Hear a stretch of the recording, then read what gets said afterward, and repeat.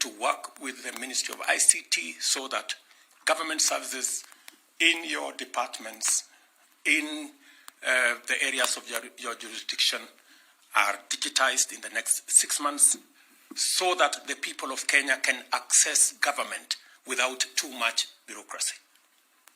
It should be possible for the people of Kenya on their phones, the same way, leveraging on technology, we have managed to demonstrate that it is possible to roll out a huge program like the Hustler Fund with 17 million people on board, 13 billion shillings already lent, without meetings, committees, and all the rest of the bureaucracy.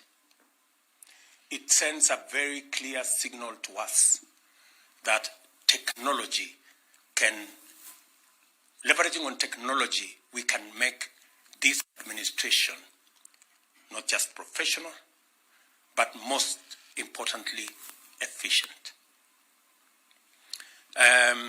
The people of Kenya should be able to pay from the comfort of their homes for government services.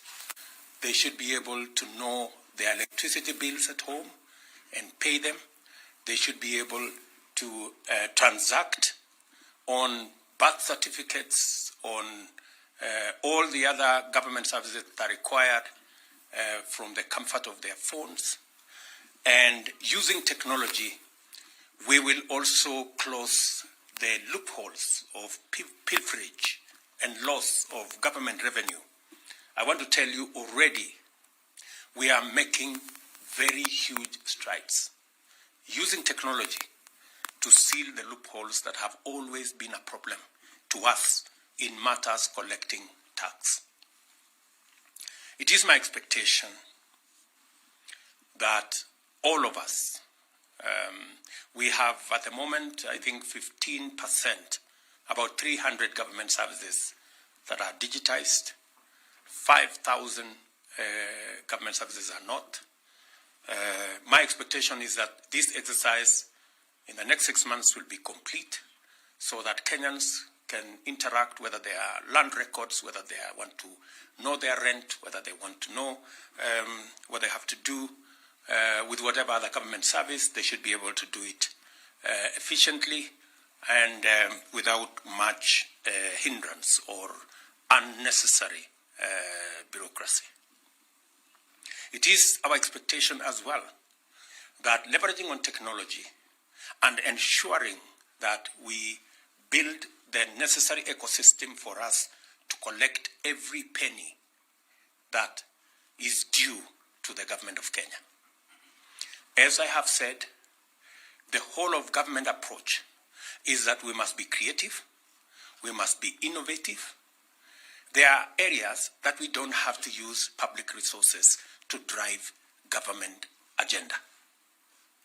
There are areas that we need to be creative, bring on board the private sector, create or consolidate and formulate and package government programs into investment opportunities and get the private sector to invest in those opportunities where there are revenues that can support investment in those areas.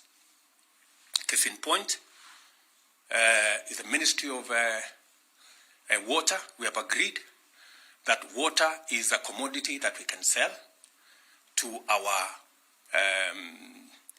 off-takers who want to use the water for irrigation, to off-takers who want to use water for all the other services, and we should be able to package our water harvesting activities and water harvesting programs into investment opportunities and get the private sector to come on board.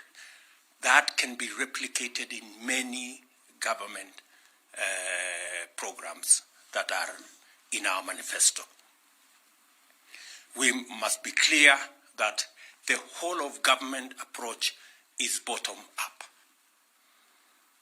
We have agreed that our approach, whether we are thinking about our interventions in the economic sector, it must be from the bottom up. Whether we are whether we are looking at our programs in agriculture, we are today recruiting farmers from the farmer who has an acre or 2 acres to the farmer who has 1,000 acres, so that we can service them. And again, we are going to use technology this time round to support our farmers with whatever subsidy programs that we have, so that we make it efficient, we make it free of brokers and middlemen, and those are the people who normally give us challenges. Again, it is the whole of government approach. We have agreed that as we sit as a team here, we're going to have a breakup groups, so that we can go and delve into detail, and every ministry is going to give us timelines on the priorities that we have set in our manifesto.